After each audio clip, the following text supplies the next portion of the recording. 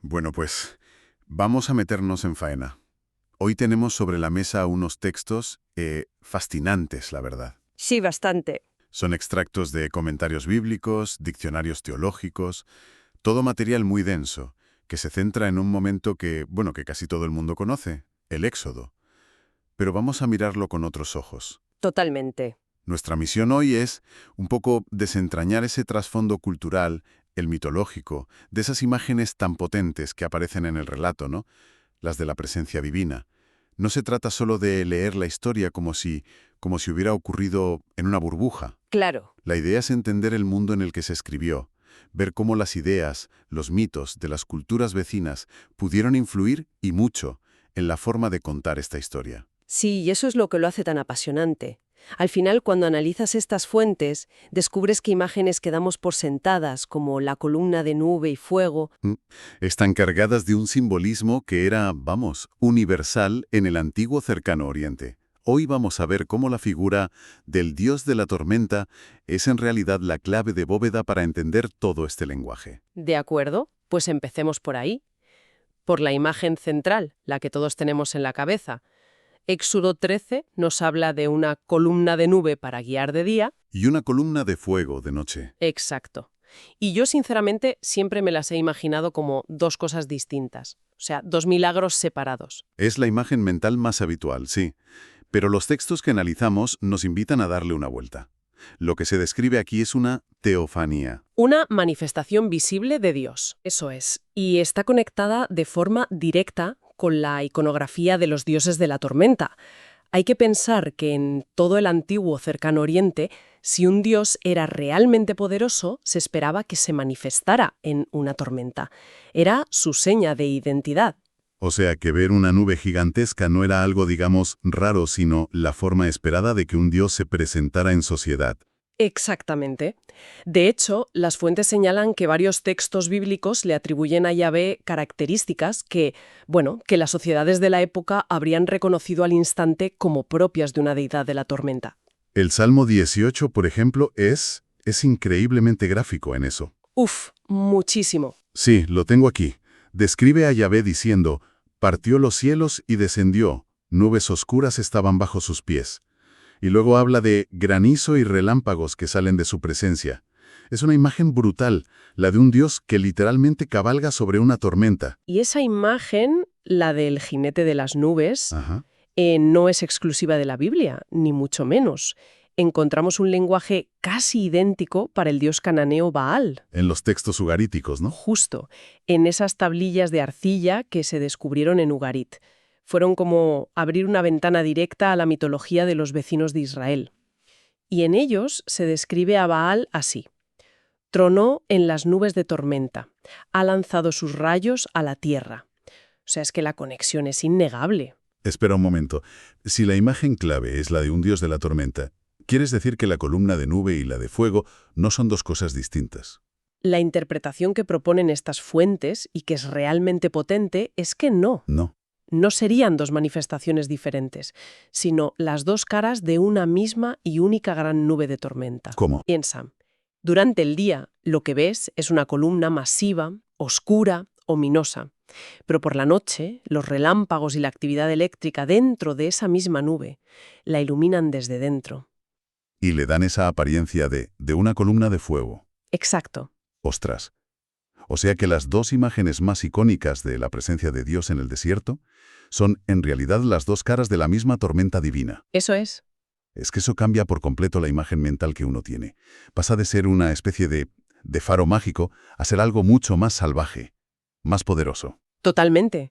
Es una imagen unificada, la de la tormenta divina que guía, protege y a la vez infunde un respeto reverencial. Es toda una declaración de poder. Y hablando de declaraciones de poder, el relato de Éxodo 14 especifica que los israelitas deben acampar en un lugar muy concreto, delante de Baal Zephón. Con lo que acabamos de hablar, ese nombre no suena a casualidad. No lo es, en absoluto. Es un detalle geográfico cargado de un significado teológico tremendo. Baal Zephón significa literalmente Señor del Norte. ¿Vale? Es un título, una referencia directa al dios de la tormenta Hadad, al que comúnmente se le llamaba Baal. Y Cefón viene del monte Cefón. El actual Jabel el Acra. Eso es, en la frontera entre Siria y Turquía. Ese monte era considerado el hogar mitológico de Baal, su Olimpo particular. Desde allí gobernaba sobre el resto de dioses cananeos. Entonces, que el texto diga que acampen justo ahí, frente a un lugar que lleva el nombre de Baal, es casi como si la historia estuviera preparando una confrontación, Totalmente. una especie de provocación teológica para demostrar quién manda aquí de verdad. Es una lectura muy sugerente, sí, y muchos expertos van por ahí. Es como decir, el enfrentamiento final con el faraón va a tener lugar simbólicamente en el terreno del otro gran dios de la tormenta de la región. Y esto es clave, porque nos enseña que en aquella época el mundo estaba totalmente conectado culturalmente. Las ideas religiosas no se paraban en las fronteras. Claro. De hecho, el culto a Baal Zefón no se limitaba a Canaán. Ah, ¿no? También estaba en Egipto. Sí, se le adoraba en ciudades portuarias como Menfis o Totanes, probablemente por la influencia de comerciantes y marineros fenicios, que lo consideraban su patrón. Qué curioso. E incluso hay estudios muy sólidos que demuestran que Baal Zefón y el dios grecorromano Zeus Casios son la misma figura. Es una fusión de tradiciones que nos muestra cómo el Mediterráneo antiguo era un auténtico crisol de culturas. Vale, entiendo. Para comprender la magnitud de esa confrontación simbólica, necesitamos saber quién era exactamente este Baal, qué representaba. Las fuentes hablan del ciclo de Baal. Sí, y es la historia fundamental para entender su papel. En resumen, el mito de Baal, que conocemos por esas tablillas de Ugarit, es la historia por excelencia del orden contra el caos. Tiene varios episodios, pero se pueden resumir en dos grandes conflictos. A ver. Primero, se enfrenta a Yam, un dios que representa el poder caótico y destructivo del mar. Lucha contra él para establecer su reinado.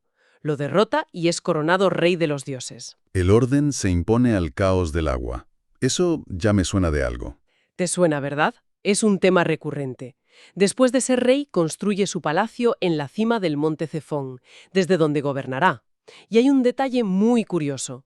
Insiste en que su palacio tenga una ventana para poder enviar las lluvias y los truenos a la tierra.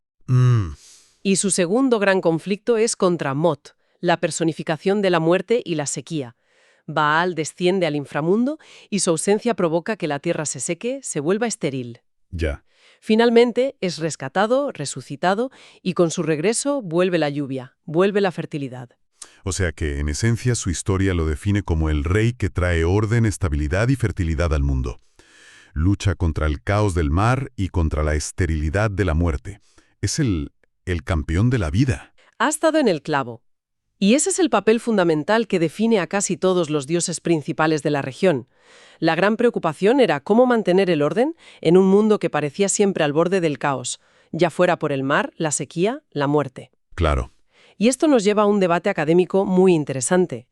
Ese conflicto con las aguas primordiales, como preludio de la creación, es un tema que vemos también en la Biblia. Sí. En salmos que hablan de Dios aplastando las cabezas del monstruo marino. Exacto. Y por supuesto en el mito de creación babilónico, el Enuma Elish, donde el dios Marduk derrota a Tiamat, la diosa monstruo del caos acuático. Entonces, cuando un antiguo israelita escuchaba el relato de Yahvé partiendo el Mar Rojo, su mente habría conectado inmediatamente con la historia de Baal derrotando a Yam. ¿Era algo intencionado? Muchos estudiosos creen que sí, no necesariamente como una copia, sino como una declaración polémica. Sería una forma de decir, ese poder sobre el mar caótico que vosotros le atribuís a Baal, en realidad le pertenece a nuestro Dios Yahvé. Y lo demostró en la historia. Y no lo demostró en un pasado mítico, sino en nuestra historia, al liberarnos de Egipto. Se apropia del arquetipo para superarlo. Vale, este es fascinante. Tenemos la imagen de la tormenta, la referencia a Baal Zefol y todo el trasfondo del mito de Baal como rey y guerrero. Parece que todas las piezas están sobre la mesa. Ahora la gran pregunta es, ¿cómo encajan en la descripción de Yahvé que nos da la Biblia? Pues encajan en dos arquetipos que son las dos caras de la misma moneda. El guerrero divino y el rey celestial. Vale. Como guerrero, Yahvé es el que comanda los ejércitos celestiales contra los enemigos de Israel. Las teofanías de la tormenta, con su ruido, sus relámpagos, su poder, son la manifestación de esa fuerza militar divina que lucha por su pueblo. Claro. Poemas muy antiguos, como el Cántico del Mar en Éxodo 15 o el Cántico de Débora en Jueces 5, lo pintan exactamente así. Un guerrero que cabalga la tormenta para traer la victoria. Y supongo que la otra cara del guerrero es el rey, ¿no?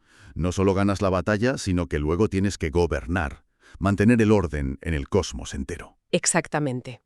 Y esa imagen de la realeza celestial es increíblemente detallada en nuestras fuentes. Se imagina a Yahvé sentado en un trono, rodeado de un consejo divino o una corte celestial, formada por seres angelicales, ministros. Es una imagen paralela a las cortes reales de la tierra. Ya. Y esta representación no solo establece su soberanía sobre toda la creación, sino que también daba una legitimidad divina a la monarquía en Israel. Las leyes, por ejemplo, no se veían como meras convenciones humanas. Sino como decretos del Rey Celestial. Exacto, decretos emitidos por este rey. Y los mensajeros de ese consejo, los malakim, que nosotros traducimos como ángeles, Serían los embajadores que comunican la voluntad del rey a los humanos. claro, Justo. Son los que ejecutan sus órdenes, protegen a los justos, llevan a cabo el juicio divino. Y aquí hay una conexión potentísima con la figura de los profetas. Las fuentes señalan que los profetas se veían a sí mismos como la contraparte terrenal de esos mensajeros celestiales. ¿cómo es eso? En visiones como la de Isaías en el templo o la de Miqueas, que describe la corte celestial, el profeta es, por así decirlo, admitido en el consejo divino. Escucha el decreto del rey y es enviado a transmitirlo al mundo. Esa es muy potente. Pero, para un oyente moderno, la idea de que los autores bíblicos tomaran prestadas imágenes de un dios pagano como Baal podría resultar chocante. Sí. ¿Cómo se entiende esto? ¿Es una copia, una reinterpretación, una competición? Es una pregunta excelente porque toca el núcleo de cómo se formaron estos textos. No es una copia, en el sentido de plagio. Vale. Es más bien un diálogo cultural a veces polémico. Los escritores bíblicos vivían en ese mundo y usaban el lenguaje y los símbolos que su audiencia entendía. Es un poco como hoy en día un director de cine usa el lenguaje de las películas de superhéroes para contar una historia diferente. Ya. El público ya entiende los códigos, el poder, la lucha del bien contra el mal, y el director los usa para decir algo nuevo y propio. O sea, usaban el lenguaje de los dioses de la tormenta porque era el idioma universal para hablar de poder divino en esa época. Eso es. Tomaban una imagen conocida, como la del jinete de las nubes, y decían, ese no es Baal. El verdadero jinete de las nubes, el auténtico rey del cosmos, es Yahvé.